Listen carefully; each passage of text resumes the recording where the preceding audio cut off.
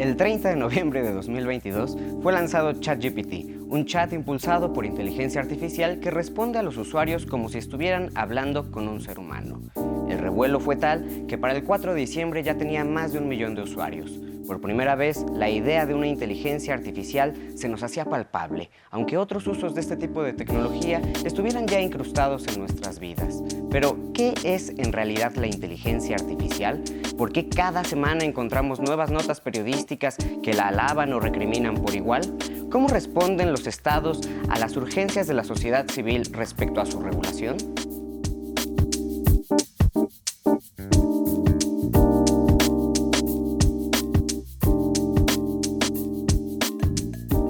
Para hablar de este candente tema, nos acompañan el día de hoy en el desfiladero de 11 Noticias Digital, Claudia del Pozo, quien es fundadora y directora de Ion Institute, un think tank mexicano liderado por mujeres que busca impulsar una sociedad a prueba de futuro, dados los cambios tecnológicos. Ofelia Pastrana, quien según Business Insider es la mujer número 69 a nivel mundial con más influencia en X, antes Twitter, en el tema de tecnología. Ha sido conferencista en TEDx y Talentland Campus Party, además de ser física con maestría en econometría.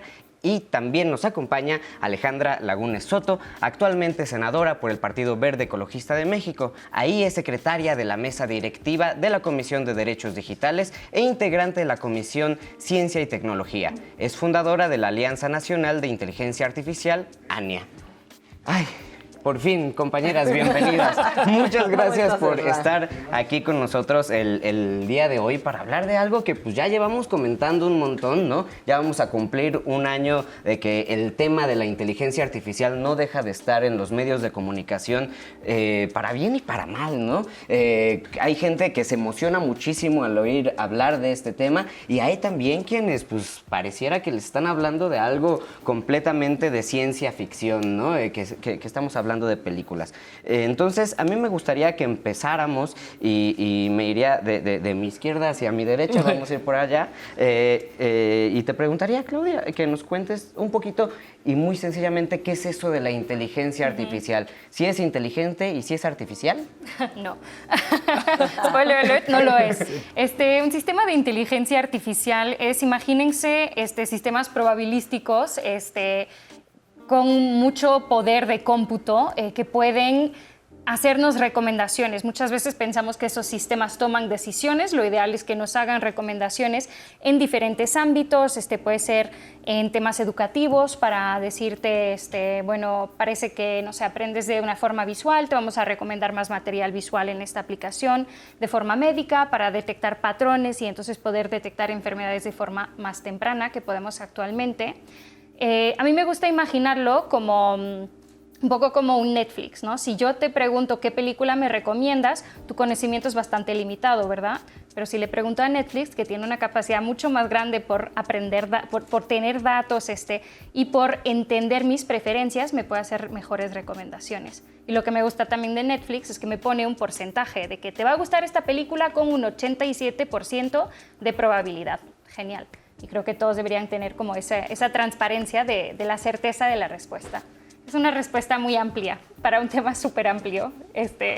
Pero me gusta cómo empiezas a plantearlo y aquí sigo caminando porque algo que me pareció muy interesante es que esas cosas las llevamos utilizando, ese tipo de inteligencia artificial está en nuestra vida como desde hace 10 años, no sé, 20 años, un tiempo que ha estado presente.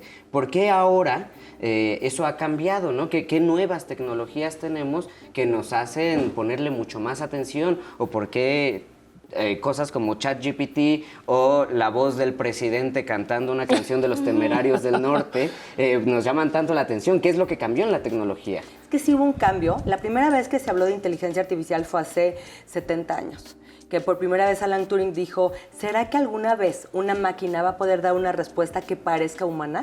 Y por eso se acuñó el término inteligencia artificial, ¿no? A esta inteligencia no humana, pero muy parecida a la humana. Y en realidad lo que pasa hoy es que hay una convergencia de tecnologías que por eso es que es un parteaguas, es un punto de inflexión. El poder de cómputo, los millones y millones y millones de datos que existen hoy y la asequibilidad de la tecnología, que la tecnología sea mucho más barata. Todo esto con los algoritmos que existen hoy, se puede hacer que en segundos se utilice los datos que existen, se hagan correlaciones en segundos y te dé una respuesta que parece humana. Y por eso es que cuando sale ChatGPT hace un año, acaba de cumplir un año ChatGPT, cuando sale ChatGPT, la gente dice, wow, ¿qué es esto? Cuando en realidad tenemos años en nuestras redes sociales que nos recomiendan amigos o nos aparece publicidad que es completamente relacionada a nuestros intereses y a nuestros gustos. Esa es inteligencia artificial. Las redes sociales llevan años utilizándola, pero ChatGPT lo que hizo fue poner en una plataforma muy fácil y muy sencilla lo que es la inteligencia artificial y se puede usar, ¿no? Tú no sabías que atrás de las redes sociales era inteligencia artificial, pero sí sabes que ChatGPT le puedes preguntar lo que sea y en segundos te da una respuesta. Entonces, eso es lo que cambió. El punto de inflexión fue que se unieron muchas tecnologías y la predicción de hace 70 años se hizo real en este momento y la inteligencia artificial es real y asequible para la gente, o sea, es accesible para la gente común que podemos hoy bajar cualquier aplicación y con texto tener una imagen, tener un video o tener una respuesta que se parece mucho a una respuesta inteligente, a una respuesta humana.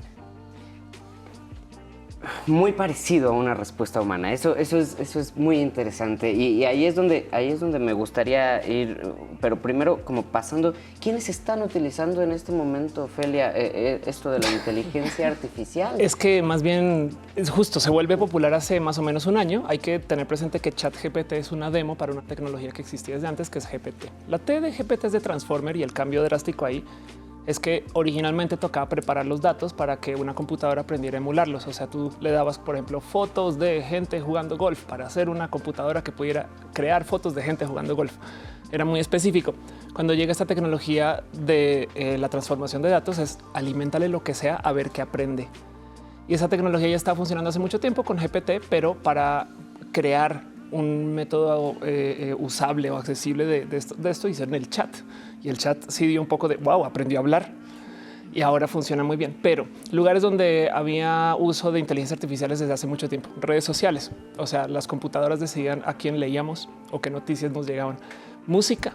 Las computadoras decían qué canciones escuchábamos, tele o para ese chiste streaming, qué películas veíamos, Tinder, Grindr, con quién salíamos. O sea, es impresionante la cantidad de lugares que está. Pero mi ejemplo favorito con ChatGPT es fui a dar una conferencia hace nada y una cantidad de estudiantes en una universidad me dicen, creo que aquí los profes nunca se han dado cuenta que usamos ChatGPT para todo. Y entonces yo voy con los profes después y les digo, sí sabían, nos dicen, wow, nosotros usamos ChatGPT para planear la clase. Y entonces pongo esto en redes y me dicen, qué locura pensar que ChatGPT le dice a los profesores qué tarea poner y luego los estudiantes hacen la tarea con ChatGPT y para validar si hay fraude usan un sistema que ocupa inteligencias artificiales para ver quién está haciendo trampa y quién no. Así de presentes son las inteligencias artificiales. Al final, ¿quién estudió en esa escuela? No sé. El robot. Sí, ¿Quién trabajó también? Pero creo que lo clave es que justo son... O sea, no hay que pensar en eso como una inteligencia, ¿no? Eso lo hace como muy humano y nunca hay que humanizar la tecnología. Es más como es un sistema y todos lo usamos para que nos apoyen diferentes cosas. En estos casos a mí me hace pensar como en Wikipedia, como cuando estaba en la universidad y me decían, no uses Wikipedia y todos... Wikipedia, ¿qué dices? ¿Dónde están las fuentes correctas? Lo usamos como base para guiarnos. Y creo que eso es bien interesante y es como un Wikipedia con esteroides, siento, el ChatGPT. Estaba leyendo este libro de Kate Crawford, Atlas de Inteligencia Artificial, y cuentan una experiencia muy divertida, ¿no? De un hombre alemán que había enseñado a un caballo a responder pues, operaciones matemáticas, ¿no? Y cosas así. Parecía que pues, el caballo era sumamente inteligente, ¿no? Sin embargo, el caballo no era completamente inteligente. Después de que hicieron una serie de personas que fueron a revisarlo y a ver cómo actuaba, era más bien que las personas que le preguntaban al caballo, mientras le estaban preguntando, le estaban dando pistas, digamos, para que tuviera la respuesta. Y ahí es la pregunta que me gustaría hacer, ¿no? Porque a veces pareciera que empezamos a tenerle miedo un tanto a esta inteligencia artificial, porque básicamente se está educando de la información que nosotros le damos, ¿no? No es que sepa todas las respuestas, sino que sabe escuchar muy bien, diría yo. Yo diría nomás que cualquier argumento que se haga en este rubro también puede aplicar para seres humanos. Si lo piensan, porque ahí luego me dicen las computadoras te pueden amar y yo, bueno, hay gente que es capaz de hacer toda la performatividad del amor, decir los mensajes que son, las palabras que son, actuar lo que es y no estar enamorada. Entonces, la pregunta es ¿cómo sabes? No sabes. Ahí son saltos de fe. Y lo mismo con las computadoras. ¿Está siendo inteligente? Pues la verdad es que siempre y cuando podamos entender cómo piensa, realmente no, porque podemos entonces devolverlo, fue el algoritmo, fue estadístico, estocástico y aquí está. Pero también, bueno, que en el caso de los cerebros humanos podrías también argumentar, claro, es que las neuronas acá se conectan con las neuronas de allá y entonces la ansiedad funciona así y entonces esta persona está pensando de este modo porque así se le enseñó. Entonces, ¿cómo separas? Creo que una diferencia también es que es mucho más peligroso un sistema de inteligencia artificial, en el sentido que, claro, o sea, todos tenemos como nuestra manera de pensar, nuestros sesgos, como dices, o sea, al final del día, sí, una inteligencia, un sistema de IA busca como reproducir cómo pensamos los humanos, pero el tema es que el alcance de los seres humanos, o sea, mi alcance, mi impacto es mucho menor al de un sistema que usas en redes sociales, en hospitales, etcétera, que tienen impactos muchísimos mayores. Entonces ahí creo que es una diferencia clave. Sí, la manera de funcionar es similar, pero el impacto es lo que preocupa, yo creo. No, y también el interés, ¿no? Así como nos creamos ese discurso para aprender de otras personas y con qué y para qué lo queremos hacer, la pregunta es quién y cómo se está utilizando estas tecnologías para aprender eso y con qué interés, ¿no? Y ahí pues me iría directamente a preguntarle, usted, senadora, ¿cómo ve las cosas? ¿Quién está aprendiendo de nosotros y para qué? Gran pregunta. Mira, lo que creo que es importante como empezar por ahí es que la tecnología no es buena ni mala. Ninguna tecnología es buena ni mala. Es el uso que se le da. Y lo mismo, una conversación similar fue cuando llegó Internet, ¿no? Y obviamente Internet transformó el mundo, pero hay usos también muy malos de Internet. O sea, hay mal uso de la tecnología. La tecnología per se no es que nazca buena o mala. La tecnología es una gran herramienta y puede ser una gran herramienta de transformación y en todos los sectores. O sea, por eso es que está tan revolucionaria, porque va a transformar absolutamente todos los sectores. El sector salud, el sector educativo, el sector laboral, todos los sectores van a ser trastocados por la inteligencia artificial. Pero hay un mal uso de la inteligencia artificial, sí lo puede haber. Y esos son las grandes conversaciones en el mundo, o sea, los líderes del mundo se han estado reuniendo desde hace algunos meses para acá. En Estados Unidos, el presidente Joe Biden firmó una orden ejecutiva, firmó también un acuerdo con las grandes 7 compañías que están haciendo inteligencia artificial en Estados Unidos. En la Unión Europea se reunieron 28 países que firmaron un acuerdo, el acuerdo de Brettley, y también la Unión Europea acaba de sacar su primera ley, la primera ley de inteligencia artificial en el mundo, que salió hace unos días. Sí. Acaba de salir. En Chile se reunieron varios países. ¿Y cuál es la discusión a nivel mundial? La gran discusión a nivel mundial, o sea, de lo que se está hablando es de qué vamos a hacer con la inteligencia artificial generativa. Es esta inteligencia artificial que sí tiene la capacidad de aprender por sí misma, de corregirse y de no volverse a equivocar. Por ejemplo, yo le pedí a ChatGPT mi semblanza. Y en mi semblanza decía que yo había estudiado en el Poli y que mi primer trabajo había sido como reportera en La Jornada. Y le puse, no, yo no estudié en el Poli, estudié en el TEC de Monterrey y mi primer trabajo fue, no, tienes razón. Segundos después le volví a preguntar desde otra computadora mi semblanza. Estaba perfecta. O sea, tiene la capacidad de autocorregirse y de no volverse a equivocar. Eso es la discusión. Y estas discusiones éticas en el mundo no es la primera. La clonación existe y es posible. ¿Nos podemos clonar como humanos? Sí. Decidimos no hacerlo y hubo como un acuerdo de la humanidad de tener líneas rojas en el tema de la clonación. O algo muy parecido está pasando con la inteligencia artificial. La inteligencia artificial, los alcances aún no los sabemos, porque sí parece de película que estas esta tecnología pueda aprender por sí misma, que nosotros le estemos alimentando con datos, corrigiéndole, porque en segundos, millones y millones de personas estamos corrigiendo la inteligencia artificial y alimentándolo con más datos, que es el alimento de la inteligencia artificial. Entonces, lo que se ve es a dónde va a llegar la inteligencia artificial si es capaz de aprender y luego enseñarle a otra inteligencia artificial. Esa es la inteligencia artificial generativa. Entonces, las discusiones en el mundo de los políticos y de los legisladores es ¿cuáles son los nos? O sea, ¿en qué vamos a prohibir la inteligencia artificial? ¿Cuál es la inteligencia artificial de alto riesgo, pero que esos riesgos vale la pena, los usos pueden ser tan buenos que vale la pena mitigar los riesgos? ¿Y cuáles son los usos que sí se pueden, que podemos permitir, ¿no? Entonces, estamos viendo cuáles son las líneas rojas en las que no queremos como humanidad que la inteligencia artificial se use. Y en las demás, ¿cómo lo vamos a regular? Entonces, ha sido tan complejo porque ningún país, ahorita la Unión Europea, se atrevió a dar el primer paso en esta regulación que de verdad me parece súper ambiciosa y como muy disruptiva a nivel leyes, porque es una regulación flexible, de lo que hemos hablado los legisladores. Hay que hacer una regulación flexible para que la tecnología avance y que una ley no impida la innovación. Pero ¿cómo hacemos para proteger los derechos humanos? Y yo no creo que haya... hay empresas que están haciendo inteligencia artificial, hay una carrera económica y tecnológica por ser los líderes en inteligencia artificial, sí, contestando a tu pregunta. O sea, sí hay. ¿Quiénes son Estados Unidos y China? Hoy son los líderes en desarrollo de inteligencia artificial y tienen nombre y apellido. O sea, las grandes empresas que están desarrollando inteligencia artificial son pocas empresas que están, yo les llamo que ahora son el cuarto poder, ¿no? Que son realmente quienes están diciéndonos a qué amigos seguir, qué música escuchar, un poco.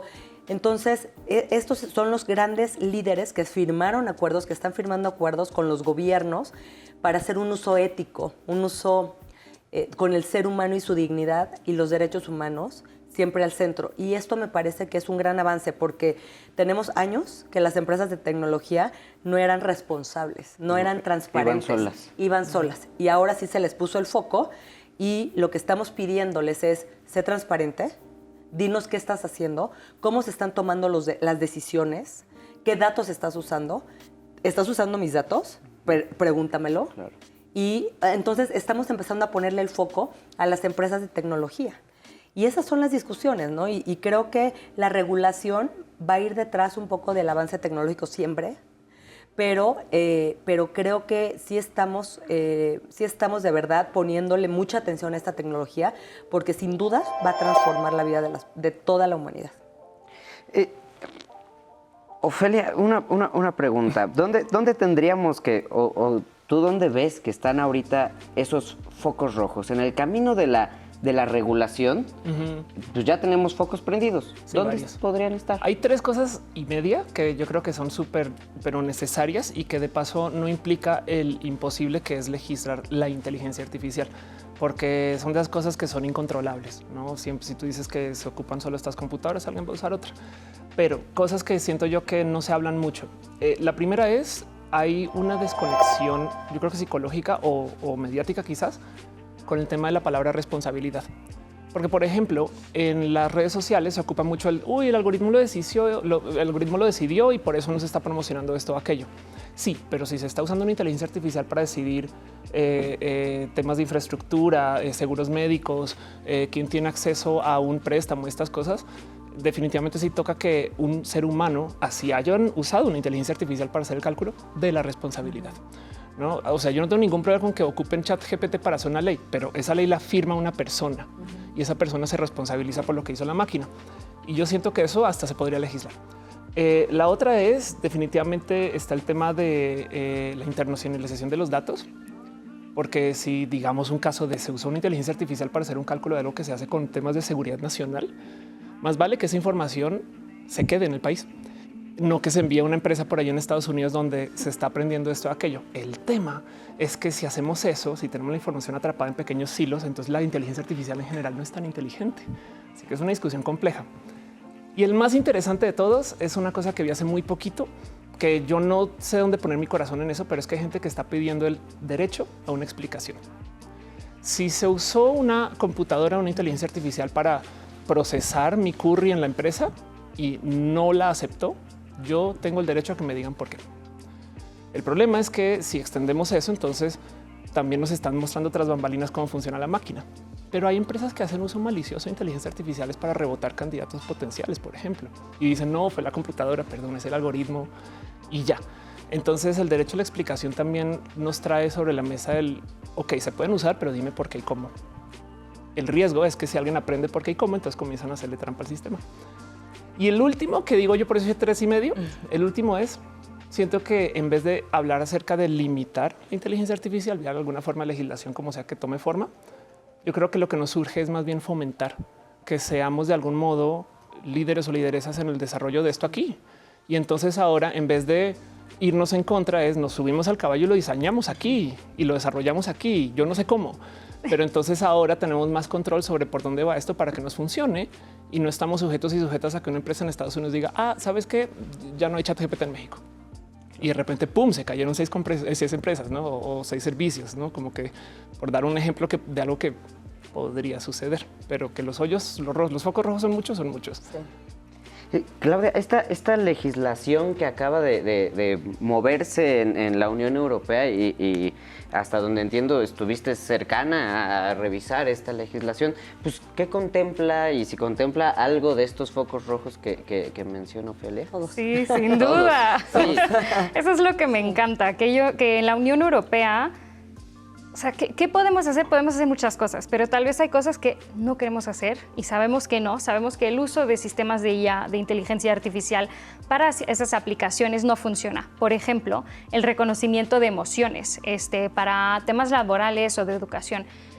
Ahorita sí sucede, ya pronto ya no en la Unión Europea, que parte del proceso de entrevista para conseguir un trabajo es un sistema que te está analizando, no hay persona, es tú y tu computadora.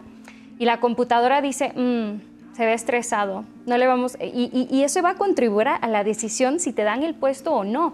Pero mi estrés se ve igual que tu estrés.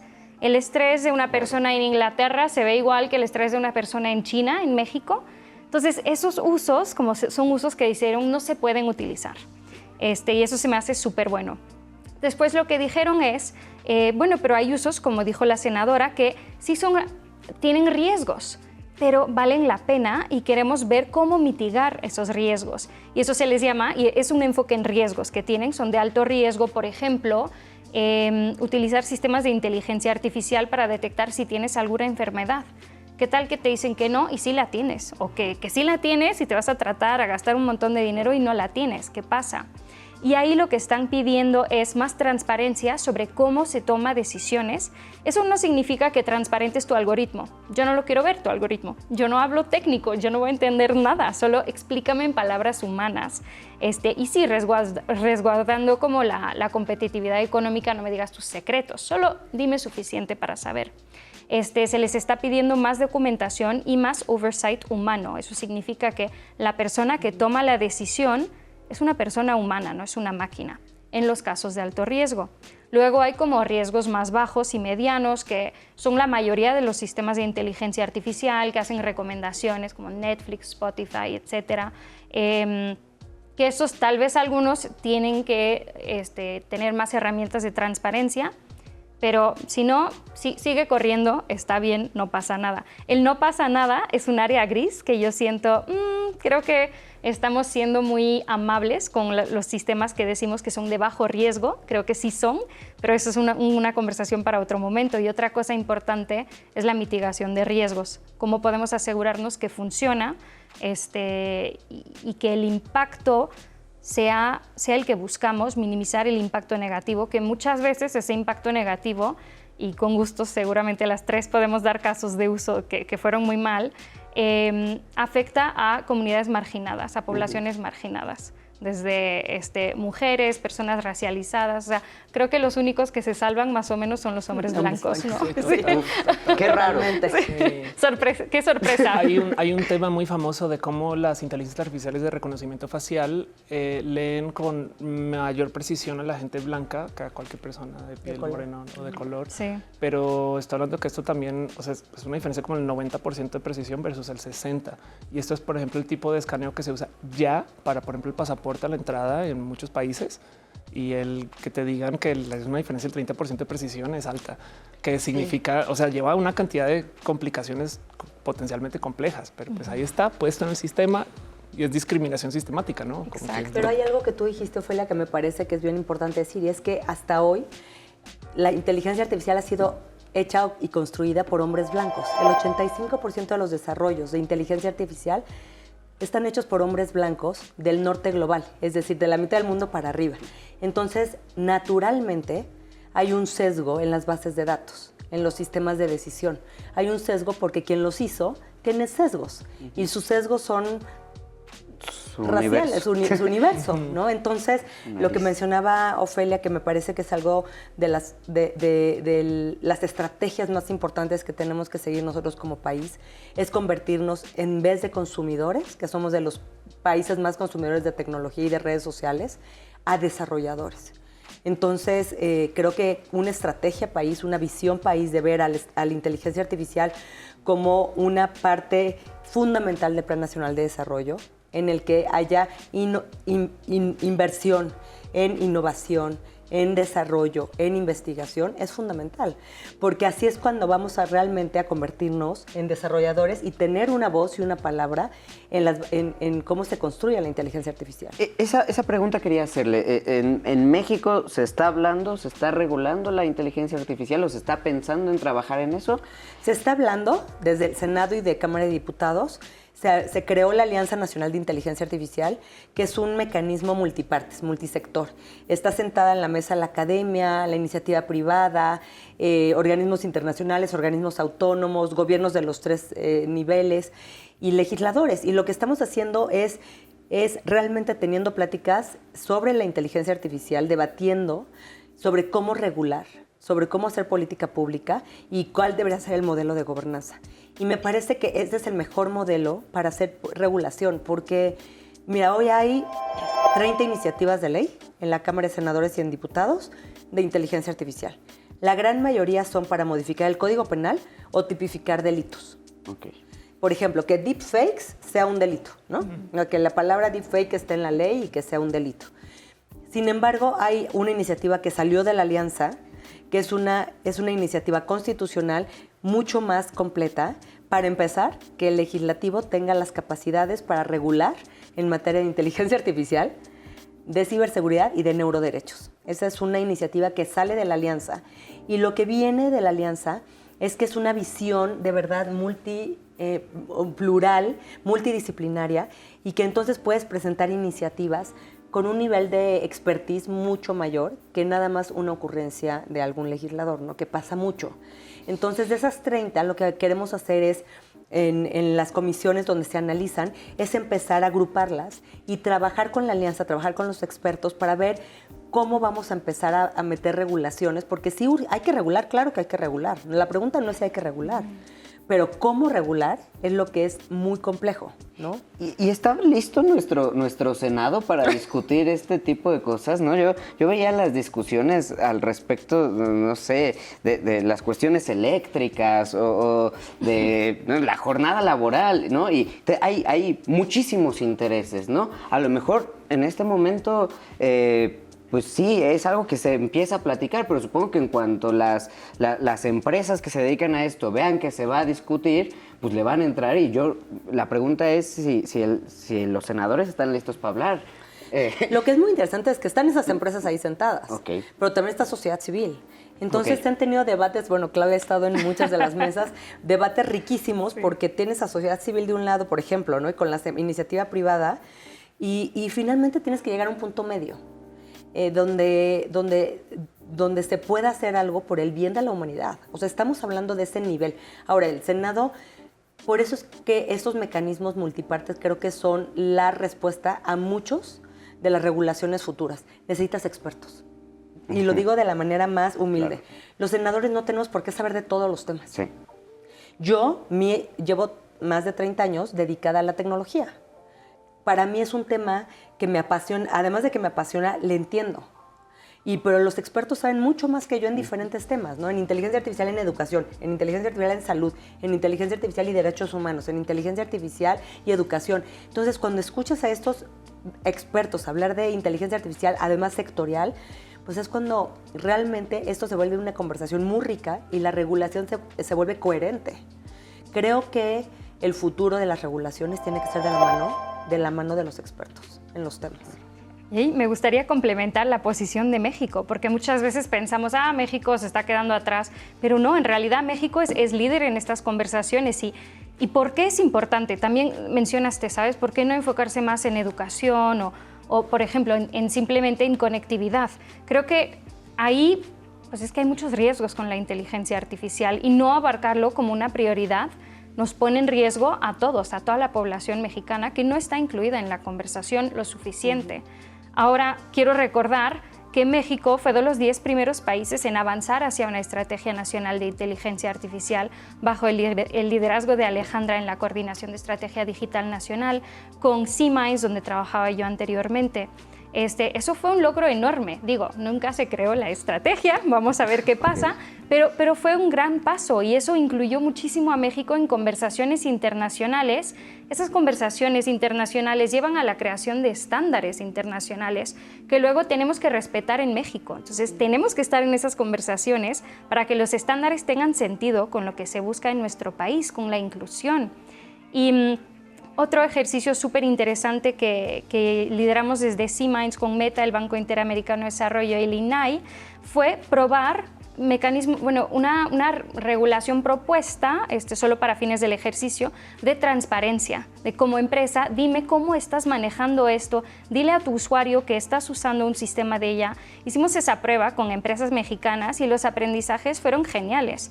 Ahorita se está liderando una investigación donde también está involucrada Ale en temas de cómo se vería un sandbox regulatorio. Ya no probar un cacho de una regulación enfocada en transparencia, pero, por ejemplo, la regulación de la Unión Europea, cómo se vería probarla aquí. Y eso es algo que me emociona muchísimo, que espero pues, que lleguemos a ese piloto en la próxima administración y ya avancemos sobre qué significa regular desde México para México.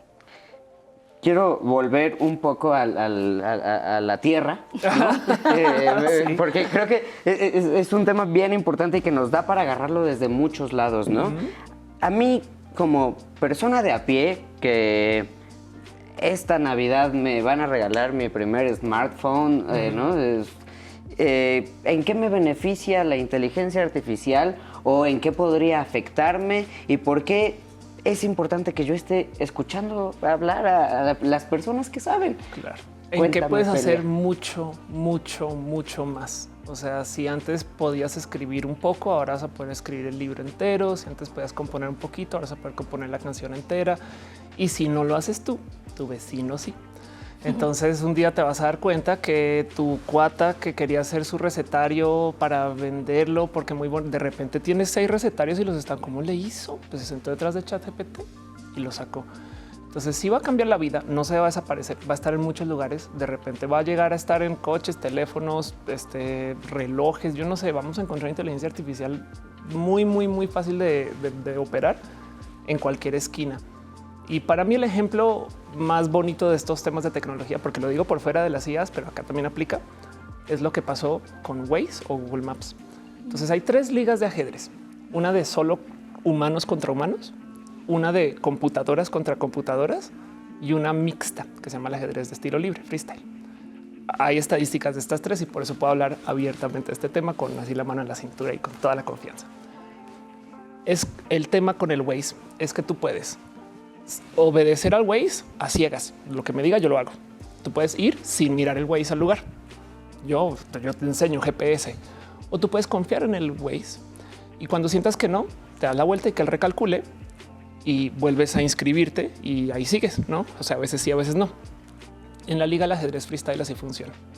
Entonces, esa liga donde hay seres humanos con tecnología, que a veces le hacen caso y a veces no, y entonces tenemos una negociación con la tecnología, ahí siempre se dan los mejores resultados. Mejor que computadoras contra computadoras, mejor que humanos contra humanos. La tecnología siempre funciona mejor cuando es simbiótica con nosotros y por eso se desarrolla para eso. Entonces lo mejor que se puede hacer es adóptala, vuélvela tuya, que te ayude en vez de yo no sé cómo, no, es tú, úsala. Y si la estás usando para hacer trampa, pues bueno, no te preocupes que el profe también está usando ChatGPT. Con ética, no más quiero dejar eso en dicho. Sí. Estamos llegando al final del programa, entonces quiero pedirles que si nos ayudan haciendo una pequeña conclusión, un cierre cada una de ustedes, pero no, aunque no lo toquen o quien lo quiera tocar, una que falta mucho, ¿no? Y es decir, si yo no podía hacer mi recetario porque no podía hacerlo solo, porque me iba a ayudar la vecina que se dedicaba a hacer eso, es que ahora la vecina se quedará sin trabajo, ¿no? Si alguien lo quiere tocar en su conclusión, ¿no? Y bueno, pues adelante, Claudia. Wow, tiraron el tema del futuro de trabajo así, como en 2 segundos. Creo que sí, el futuro del trabajo es un reto enorme. Van a cambiar las actividades que no van a cambiar, están cambiando las actividades que realizamos en nuestros trabajos. En algunos casos eso significa que el trabajo ya no se necesita. Creo que muchas veces, como personas muy optimistas sin ser realistas, dicen, pero se van a crear más trabajos. Y sí, pero no van a ser para las personas necesariamente que pierden su trabajo. ¿Qué pasa con esas personas? Tal vez sus hijos tendrán otros trabajos, pero tú que hoy te corrieron porque contrataron una máquina, ¿qué vas a hacer? Y creo que es súper importante tener esa conversación como a nivel política pública de cómo podemos crear un sistema de reentrenamiento de las personas, reskilling, upskilling, para volver a incluirlos en el mercado laboral. No tengo la respuesta, es una pregunta que nos tenemos que hacer todos y por eso es importante que todos ustedes que nos están viendo sean parte de esta conversación. Tenemos que entender la urgencia del tema de inteligencia artificial, la urgencia en el sentido del impacto positivo pero también negativo que puede tener, y si todos estamos en esta conversación empujando y diciendo, a ver, me preocupa la falta de transparencia, me preocupa que estemos automatizando la desigualdad, tal vez entonces esa queja como de ciudadana de la población llegue más arriba y urja y prioricen más el desarrollo de políticas públicas y una regulación de inteligencia artificial. Yo creo que todos juntos hacemos la fuerza y tenemos que empujar estos temas porque actualmente nos están hablando tanto. Lo bueno es que Ale está impulsando muchísimo a esos niveles, pero necesitamos más gente. Yo creo que la inteligencia artificial es inevitable. O sea, ya llegó. No es como que no la quiero usar, no, o sea, es inevitable. Entonces, la opción es abrazarla, es no tenerle miedo a esta tecnología y es aprender a usarla. Y me parece que la inteligencia artificial no te va a quitar tu trabajo. Las personas que sepan usar la inteligencia artificial es quien te puede quitar tu trabajo.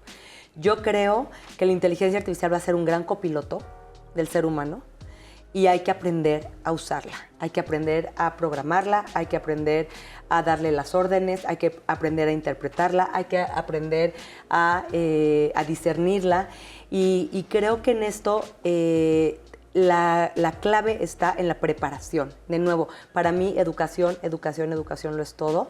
La India lo hizo hace 30 años, ya cambió la vida de 3 generaciones en 3 décadas. Desde kinder los niños aprenden programación, inglés y matemáticas. Desde kinder. Fue una política pública y una estrategia país. Creo que hoy sí podemos tomar la iniciativa, estamos desde la Alianza dando cursos y talleres para que la gente entienda desde lo más básico que es inteligencia artificial. Ya dimos inteligencia artificial para pymes, para mujeres, para docentes, para la escuela, como en mi casa, como para empezar a perderle este miedo a la inteligencia artificial y realmente saber que es algo que puedo aprender. Tenga la edad que tenga y la preparación que tenga, puedo aprender estas herramientas. Es una herramienta que la puedo aprender y es mejor aprenderla pronto que tarde. En lo que el gobierno hace las políticas públicas que se necesitan, que son urgentes para un país que tiene un bono demográfico único. Un bono demográfico quiere decir la población productiva. Y de verdad, en el mundo somos de los pocos países que tiene tantos millones de jóvenes y de adultos en edad productiva, es decir, que están trabajando. Lo que podemos hacer nosotros que tenemos esta edad es capacitarnos, aprender a usar la inteligencia artificial y como país me parece que es urgente una política pública que impulse la educación en todas las materias relacionadas a tecnología, en capacidades para toda la fuerza laboral, para transformar este upskilling que decía Clau. O sea, ¿cómo transformamos estas capacidades para todo lo que se va a automatizar? Esa gente, ¿cómo va a aprender a usar esa tecnología? Y también, obviamente, la regulación, que es cómo desde la ley impulsamos que la tecnología sea parte que detone la innovación en nuestro país. Creo que eso es fundamental, la detonación de la innovación es fundamental en un país como México. Yo nomás dejo el pensar que hoy es la inteligencia artificial, mañana quién sabe qué. Y lo difícil de predecir el futuro no es saber qué va a cambiar, spoiler, todo, es saber qué no va a cambiar. Entonces hay algo ahí de cómo hay que tener una mentalidad de que esto luego también se va a mover la ficha y nos va a cambiar la vida y nos va a cambiar una tecnología nueva. Y hay una solución que yo se las dejo ahí de regalito. Manejen curiosidad. Ven algo nuevo, entrémosle con curiosidad a ver un juego, a ver cómo nos conectamos, qué podría hacer yo, qué no. Y a lo mejor hay algo nuevo en vida. O entendemos cómo mi vecino está haciendo su recetario, ¿no? Sí. Pero con curiosidad, entonces es más fácil que con el miedo al cambio. Y se los digo como mujer transgénero.